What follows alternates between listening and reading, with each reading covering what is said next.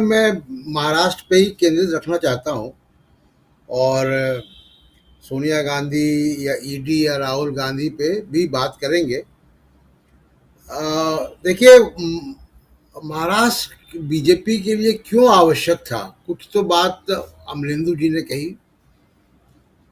बाकी हमारे दोनों साथियों ने बहुत डिटेल में बता दिया। इतना माइक्रो लेवल पे मैं महाराष्ट्र की पॉलिटिक्स को दिल्ली में बैठ के नहीं जानता हूँ अब, लेकिन दो एक मेरे उसमें टेक ये है कि सुबह 5:45 बजे शपथ दिला दी, राष्ट्रपति शासन सुबह 5 बजे हटवा के, और उसके बाद अजीत पवार के केस भी सारे साफ हो गए और वो उन्होंने भी शपथ ले ली। इतनी इतनी जल्दी क्या थी, ऐसी ऐसी क्या डेस्परेशन है?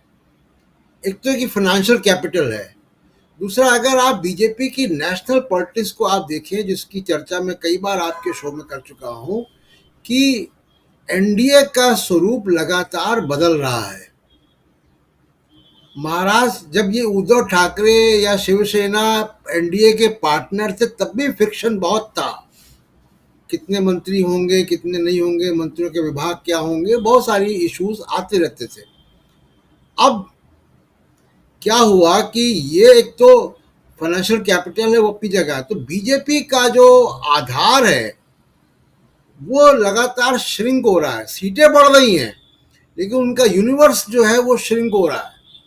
तो मान लीजिए गुजरात में कांग्रेस ने उनको पिछली बार अच्छी टक्कर दी थी, अगर यही रिफ्लेक्शन लोकसभा में हो जाए, महाराष्ट्र में सरकार नहीं है, तो बीजेपी बेसिकली इस वक्त जो पार्टी है वो उत्तर भारत और पश्चिम भारत की पार्टी है। अगर पश्चिम भारत के भी अगर फुटहोल्ड नहीं होगा उनके पास, तो बीजेपी के लिए 2024 का चुनौती बहुत मुश्किल होगी। तो ये 2024 की तैयारी में इनको महाराष्ट्र चाहिए, उद्योगपतियों के लिए चाहिए, उद्योगपतियों के अलावा दो एक और वजह क्यों चाहिए। जब से ये सरकार बनी है, जिसकी चर्चा आप भी कर रहे थे, तब से उद्धव ठाकरे और सेंटर में फ्रिक्शन है, आपस में तकरार है बहुत ज्यादा, और वो तकरार के कारण कई सारे हैं। उद्धव ठाकरे ने इनके सबसे चहेते न्यूज चैनल और एंकर की हवा निकाल दी, उसको जेल में डाल दिया, अर्नब गोस्वामी को। टीआरपी का स्कैम की एफआईआर हो गई, नुपुर शर्मा का जिक्र आपने कर दिया। इनका पूरा हिंदुत्व का एजेंडा समीर वानखेड़े के जरिए जो नफरत की पॉलिटिक्स का होता, उसकी हवा निकाल दी। समीर वानखेड़े को फाइनली ट्रांसफर करना पड़ गया वहां से। तो ये बहुत सारे घटनाक्रम हो रहे थे जो उद्धव ठाकरे ब्लॉक कर रहे थे इनको वहां पे, और इस वजह से। और एक और बहुत महत्वपूर्ण केस इसकी चर्चा में करना चाहता हूं। अभी 3 दिन पहले भीमा कोरेगांव केस में एक इंटरनेशनल एजेंसी ने ये कहा कि पुणे पुलिस और हैकर्स के बीच में साठगांठ थी। उसके पहले एमनेस्टी इंटरनेशनल की लैब ने, एमनेस्टी ने ये आरोप लगाए थे और उन्होंने इन्वेस्टिगेट करके इसको ये बताया था कि भीमा कोरेगांव के केस में एविडेंस प्लांट किए गए। वो केस बहुत इंपॉर्टेंट है प्रधानमंत्री की छवि के लिए, क्योंकि इन लोगों ने प्रधानमंत्री की हत्या की साजिश के साक्ष्य जो है उनके ऊपर आरोप लगाए, और उसी साक्ष्य को लेकर ये कहा जा रहा है कि ये हैकिंग के जरिए उनके कंप्यूटर में रोना विल्सन या दूसरे लोगों के डाले गए। इनको मुंबई की पुलिस चाहिए ये सारे तिकड़मों के लिए। वो संभव नहीं हो पा रहा उद्धव ठाकरे के रहते हुए। एक बात तो ये है। दूसरी बात देखिए राजीव जी, हम लोग जो पत्रकार या संपादक या तमाम बुद्धिजीवी, सिविल सोसाइटी के लोग, आप जैसे शोज, हम लोग एक काम, मतलब आप नहीं कर रहे, लेकिन बहुत सारे पत्रकारों को और संपादकों को मैं देखता सुनता हूँ, पढ़ता हूँ, और एक बड़ी अजीब सी समझ में आती है कि एक अनुचित अनैतिक, निहायती गुंडागर्दी वाली पॉलिटिक्स को हम लोग मास्टर स्ट्रोक कहने लग जाते हैं, रणनीति कहने लग जाते हैं कि बीजेपी तो ये करेगी ही, उन्होंने क्यों नहीं संभाला अपने एमएलए को, बीजेपी तो खरीदेगी एमएलए, आपने क्यों नहीं रखा।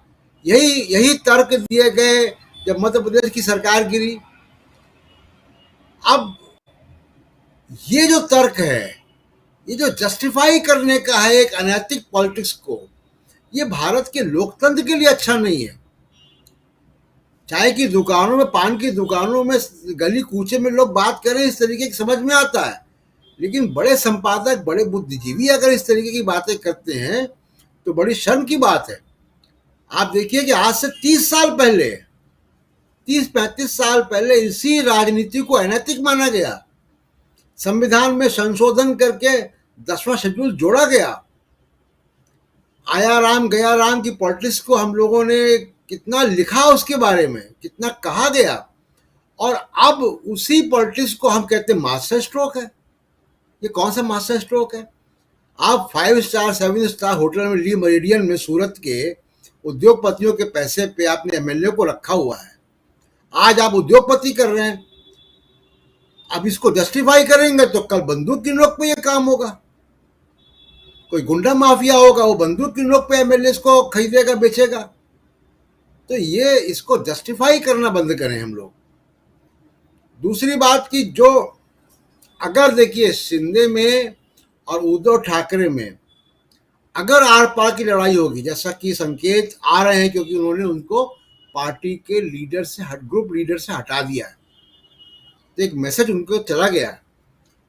राजीव जी, अगर ये लड़ाई आर पार होगी तो उद्धव ठाकरे मास लीडर हैं, अभी वो इंटरनली मैनेज कर रहे हैं, अभी उन्होंने पॉलिटिकली मैनेज नहीं किया है। अभी उन्होंने शिवसेना के किसी प्लेटफॉर्म से अपने समर्थकों से नहीं कहा है कि ये साजिश हो रही है। मुझे लगता है कि अगर वो ऐसी अपील करेंगे, जब पानी सर के ऊपर जाएगा तो उसका एक बहुत असर होगा। देखिए, एक नाथ शिंदे जैसे जो बहुत सारे नेता होते हैं, जिनके बारे में कहा जाता है कि जी बड़ी पहुंच है, एक्सेसिबिलिटी है, सरकारी काम करा देते हैं, लोगों के पैसे वैसे कमवा देते हैं, यही सब बातें हैं ना। लेकिन ये कराना, और मास लीडर, बहुत सारे ऐसे नेताओं को कांग्रेस और बीजेपी के हम लोग जानते हैं जो इस तरीके काम कराते हैं, उनकी बड़ी पार्टी सर्किल के अंदर बड़ी पॉपुलैरिटी होती है, लेकिन वो मास लीडर नहीं होते। मुझे लगता है कि अगर ये आर पार की लड़ाई होगी और उसमें उद्धव ठाकरे और एक नाथ शिंदे के बीच में, तो उद्धव ठाकरे मास लीडर हैं। सरकार का भविष्य कुछ भी हो। एक बात और आखिरी बात, 30 सेकंड में राजीव जी, मैं बात अपनी क्या खत्म करूंगा कि देखिए, उद्धव ठाकरे, ममता बनर्जी, स्टालिन, ये वो नेता हैं जो अखिलेश यादव नहीं है, जो मायावती नहीं है। आज इनकी सरकार आप गिरा देंगे, वो सड़क में आके लड़ेंगे, उनका ऑर्गेनाइजेशन मजबूत है, बॉम्बे में अच्छी प्रेजेंस है उनकी, और वो 2024 के लिए नाक में दम कर देंगे। इतना आसान नहीं होगा। Thank you.